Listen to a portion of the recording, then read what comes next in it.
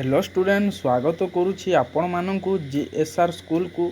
तो आपण माने जानिथिबे किछि दिन पूर्वरु 27 मे मु एइटा होछि आपण माने भलो से देखिनंतु 27 मे 2024 रे जो एडवर्टाइजमेंट जो नोटिस जारी करिथिला ओडब्ल्यूएससी कोन पय नोटिस जारी करिथिला आपण माने भलो भाबरे देखिनंतु schedule of requirement examination to be conduct during the month of June July and August 2024।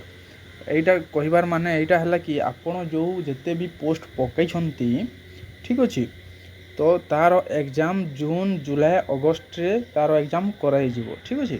तो आपण माने ए पर्यंत जो माने भूली जाउ छंती कि एग्जाम केबे हेबो एग्जाम कोन पई हो नाही ए सब जिंस आपण माने छाड़ी दियंतु।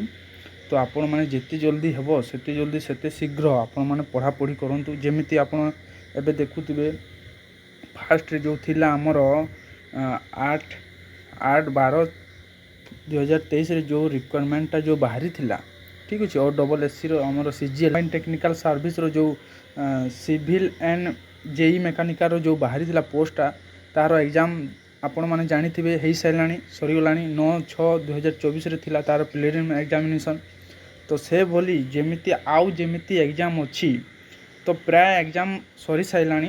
तो जेते एग्जाम अछि हमर जुलाई रे भी आपण माने देखि परथबे जुलाई मंथ रिक्वायरमेंट जो अछि requirement calendar for the month of July आपण माने देखंतु ए जो प्रीलिम एग्जाम ता थिला असिस्टेंट ट्रेनिंग ऑफिसर एटा भी सरी साइलानी सीएचएससी जो थिला सेटा भी सरी साइलानी ठीक अछि।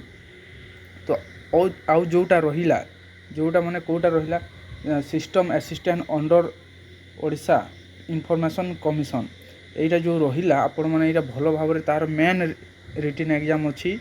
तो आपण माने डेटटा अनाउंस होइनी डेट बहुत जल्दी अनाउंस हो जिवो कोन कि आउ किछि दिन परे हमर जुलाई मंथ सरुछि मते जहा लागुछि आउ गुटे संडे पड़िबो ए मोर आजि टू एंड पर्यंत जुलाई गुटे संडे पडुछि बोधे।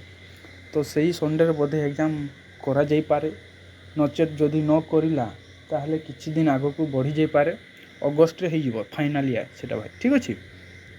तो आपण माने देखिबे जेमिति अगस्त रे गवर्नमेंट टेक्निकल सर्विस ठीक अछि जेई और जेई मेकानिकल ताकर प्रीलिम एग्जाम डेट भी अनाउंस होइनी डेटटा अनाउंस हेबो।